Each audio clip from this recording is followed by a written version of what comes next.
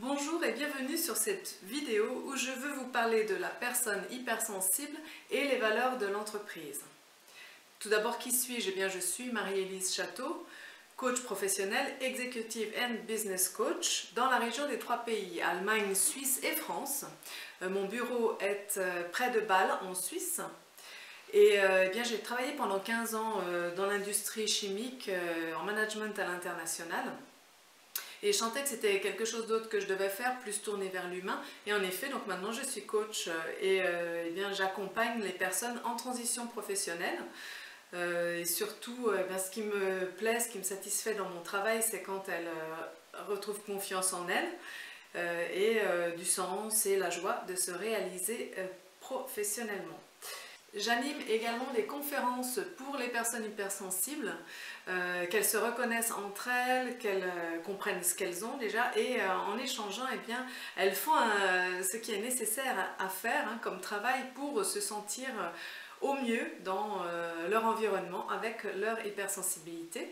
Donc je vais en animer le 8 décembre et le 10 décembre. Je vais passer les informations, newsletter, Facebook et Instagram très bientôt. Donc n'hésitez pas à vous inscrire ou à relayer l'information vers les gens qui seraient intéressés parce que ça fait vraiment, bon, c'est pas les premiers que j'anime et ensuite j'ai l'intention de faire des groupes de parole et d'échange et de partage, donc à intervalles réguliers sur 6 mois. Et ça permet vraiment, je pense, à la personne d'avancer très vite, portée par le groupe, par l'émulation du groupe. Sinon, bien sûr, je fais des coachings individuels qui sont possibles en ligne. C'est possible, c'est bien de rencontrer la personne au moins 1 ou 2 fois, c'est sûr, mais c'est quand même possible en ligne. Voilà, donc, eh bien, pourquoi cette vidéo maintenant? Vous avez vu que j'ai fait une vidéo, alors, beaucoup de vidéos sur l'hypersensibilité, et là, je vous ai parlé dernièrement du principe d'individuation, donc le fait que dans les réunions, tout le monde puisse s'exprimer, et aussi éviter l'écueil de la pensée de groupe, de pas, voilà, de vraiment tout prendre en compte, de ne pas se sentir supérieur aux autres pour que vraiment l'intelligence collective soit activée. Donc ça peut paraître déroutant et pas relié les uns aux autres, ces sujets-là, mais en fait pour moi c'est clair, c'est que la personne hypersensible, elle saura s'exprimer mieux quand il y aura ces principes-là qui sont de bienveillance, qui sont mis en place. Et c'est là qu'on pourra vraiment profiter de ce qu'elle peut apporter. Et là, je veux parler d'elle et des valeurs, parce que c'est vrai qu'elle est sujette beaucoup au burn-out. C'est quelque chose qu'il faut savoir. Alors, ça peut être souvent parce qu'il y a une grande quantité de travail, mais là, vraiment, ce serait possible à gérer. Donc, c'est fort probable qu'elle puisse remédier à ça. Avec un peu de travail sur soi, en venant à mes conférences, par exemple. Mais ce qui est plus embêtant et qui l'emmène aussi au burn-out, c'est quand elle est à côté de ses valeurs. Donc c'est pour ça que les valeurs de l'entreprise, pour elle, sont très importantes. Alors pourquoi? Parce que c'est quelqu'un qui a des valeurs très fortes d'honnêteté, de loyauté, d'intégrité, de justice. Très très forte, alors on va lui mettre une auréole, mais en fait il faut voir que des fois ça peut aller à l'extrême. En tout cas, elle ne peut pas vraiment déroger à ses valeurs, c'est-à-dire que si elle le faisait, eh bien c'est là. Si elle est obligée de faire ça, eh bien c'est comme si il y avait un conflit interne-externe. Elle est en conflit interne très fort et en fait ça lui prend beaucoup d'énergie. C'est-à-dire que ça ne lui est pas conseillé. Et malheureusement, eh bien peut-être que je peux illustrer ça avec ce qui se passe. Nous sommes le 26 novembre et la Suisse va voter, c'est tout à son honneur, une initiative pour oui ou non des multinationales responsables. Mais ça veut dire aussi où on en est dans la situation actuelle, c'est qu'on n'est pas... on est toujours sur du court terme et avec des prises de décision qui regardent plutôt le profit avant de regarder le bien-être des personnes et de l'environnement. Donc clairement, le fait que la question soit posée, c'est clairement ça, ce serait tout à l'honneur de la Suisse qu'ils répondent oui. Et là, ça s'affole parce qu'il y a pas mal de votants déjà et on y croit toujours, hein. Ce serait un bon exemple, bien sûr.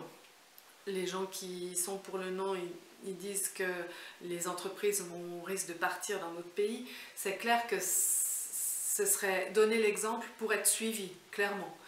Parce que donner l'exemple pour donner l'exemple, ça mène pas à grand chose, mais on sent bien qu'il y a besoin d'un changement. Et si quelqu'un pouvait donner l'impulsion, peut-être que c'est le rôle de la Suisse, eh bien ce serait super.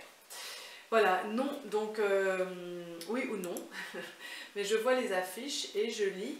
Donc pour le non, l'affiche dit non à une initiative irréaliste pour nos entrepreneurs, le 29 novembre. Alors ça m'interpelle un petit peu parce que ça veut quand même dire noir sur blanc que les entrepreneurs ils polluent les rivières et ils ne respectent pas les droits de l'homme. Donc quand même je suis un petit peu choquée hein, personnellement que ce soit à ce point-là. Je pense pas, je pense qu'il y a quand même des endroits qui sont bienveillants. En tout cas, vraiment, c'est quand il y aura création de ces entrepreneurs qui ne polluent pas les rivières et qui respectent les droits de l'homme que vous pourrez réintégrer les hypersensibles qui sentent les choses, qui pourront prévenir, qui voient sur le long terme, qui ont une éthique très forte, pourront vous aider sur les projets durables. C'est parce que la plupart sont partis en fait, c'est ça. Là, je vous ai fait une vidéo avant sur la personne hypersensible et l'avenir de l'homme où je mentionnais que en fait elles sont souvent parties des entreprises.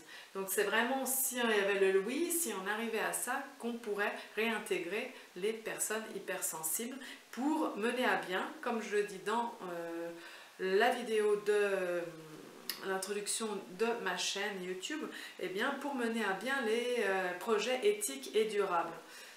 Le non, si le non l'emporte, c'est vrai que ça donnerait un mauvais signal. En tout cas, la Suisse ne donnera pas l'exemple au monde.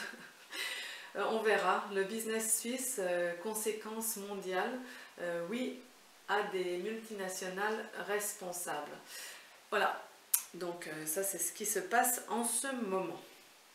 Mais qu'est-ce que je voulais dire? Je voulais prendre un exemple de ma propre expérience. Effectivement, ça m'est arrivé quand j'étais jeune ingénieur, j'ai travaillé avec des poudres. Il faut savoir que les poudres, c'est la taille en fait, qui déjà peut être dangereuse, même si le produit n'est pas dangereux. Et c'est pour ça qu'il y a souvent une étape de granulation qui est importante. C'est aussi bien plus facile à manipuler. Et j'étais dans une entreprise, dans une réunion assez haut, et où j'ai compris qu'en fait, dans le site de production en Asie, on ne faisait pas cette étape de granulation par économie d'argent et parce que là-bas les normes de sécurité sont moins importantes. Je suis ressortie de cette réunion, j'étais pas bien, vraiment. Et après d'ailleurs ça s'est envenimé ma situation dans cette due à mon hypersensibilité maintenant que je comprends hein, à certains produits qui étaient là et ça l'a fait empirer en fait. Maintenant c'est clair pour moi, mais voilà, parce que c'est peut-être ça aussi mon rôle, je ne peux pas rester comme ça et là je déborde.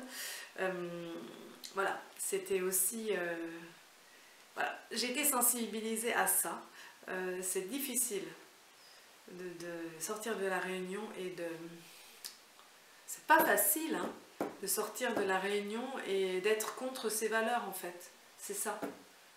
C'est ça le truc. Ça, ils ne peuvent pas supporter. Parce qu'en fait, c'est comme s'ils se coupaient un bras, les hypersensibles. Donc je ne sais pas s'il y en a qui m'écoutent, qu'est-ce que vous faites, parce que c'est quand même très très dur. C'est les valeurs éthiques, de loyauté, voilà, que j'ai déjà dites. Et pour arriver à ça, parce que je ne suis pas beaucoup les informations, à cause du Covid, je me protège, mais du coup je m'éloigne peut-être un peu trop. C'est venu à moi, hein, il n'y a peut-être pas de coïncidence non plus, par un post qui justement mentionnait une entreprise qui pollue la ville voisine par des particules de poudre. Mais les gens mangent ça, apparemment. Il y en a tellement qu'ils sont obligés constamment de balayer dans les pièces et ils mangent. Ils respirent, ça fait partie d'eux, la poudre. J'ai oublié de préciser, excusez-moi, c'est en Afrique que ça se passe, pas en Suisse. Je me dis, c'est pas possible. Donc du coup, comme je réagis à cette vidéo, je suis dans les petits papiers, j'ai même Micheline Calmiret quand même qui m'a écrit. Merci de m'avoir écouté jusque-là.